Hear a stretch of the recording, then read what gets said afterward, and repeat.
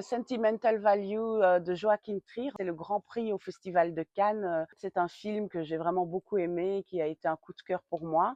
Alors, de quoi ça parle? En fait, c'est l'histoire de Nora, qui est interprétée par Renate Reinsve, qui avait déjà joué dans un film de Joachim Trier qui s'appelle Julie en 12 chapitres. Et pour ce film, elle avait reçu le prix d'interprétation féminine en 2021. Et en fait, ici, donc, elle interprète le rôle de Nora.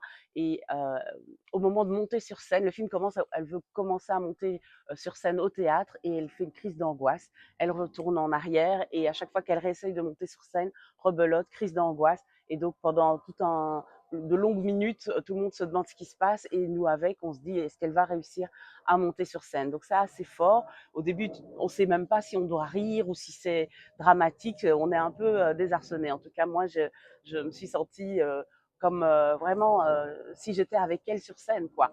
Et donc en fait, le film parle de Nora et sa petite sœur qui ont souffert de la séparation de leurs parents quand elles étaient petites. Elles ont grandi dans une magnifique maison et en fait, les parents se sont à un moment donné séparés. Elles ont beaucoup moins vu le père. Et lors de l'enterrement de la maman, le père réapparaît et en fait, il a un projet de film parce que le père est réalisateur. Il a un projet de film et il demande à Nora si elle veut avoir le premier rôle.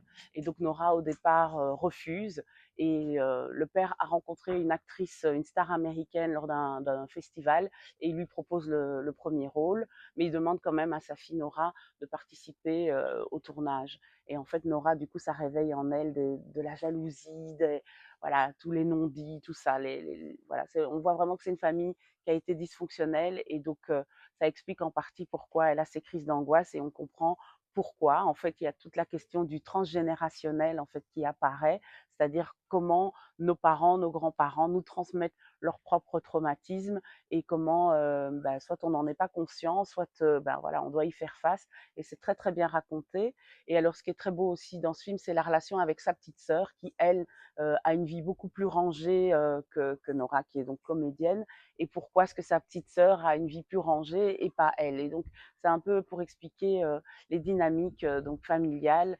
Et voilà, c'est interprété par des acteurs formidables. Donc j'ai déjà cité Renate Reinsve, mais on a aussi Stellan Skarsgård qui fait partie d'une famille d'acteurs et qui est juste immense. Il y a une scène dingue à un moment donné dans le film, c'est vers la fin, où ils se regardent tous les deux et c'est très long, il y a beaucoup de silence.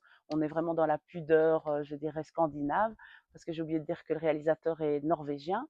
Et en termes d'esthétique, ça peut paraître froid à certains moments, mais en fait, ça participe aussi à tout ça, puisqu'on imagine bien que c'est une culture où il y a beaucoup de réserves, il y a beaucoup de choses qui ne sont pas dites, malgré un modernisme qu'on connaît en Suède, en Norvège, au Danemark.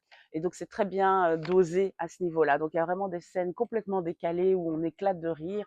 Moi, j'ai vu le film à Cannes en vision de presse et on a des moments où toute la salle éclate de rire en même temps. C'était assez fort. Je dois bien dire que c'est vraiment les moments qui m'ont le plus impacté dans ce festival de Cannes parce que c'est pas si courant d'entendre des gens éclater de rire aussi fort à certains moments parce que l'humour est très très très aiguisé, je dirais. En fait, elle est vraiment très attachante et en même temps, on comprend que voilà, elle a fait le choix d'être comédienne aussi, mais plutôt comédienne de théâtre et donc tout ce que ça réveille en fait quand on fait un métier artistique et qu'on doit aussi jongler avec sa vie privée et qu'on n'est pas encore une fois dans la norme de ce que la société attend de nous. Voilà, c'est vraiment un film que je recommande et il est sorti en salle déjà depuis mercredi et je voulais quand même en parler même si c'est un peu tard parce que je pense que ça va plaire à beaucoup de gens et à toi par exemple. Donc tu me diras ce que tu en auras pensé.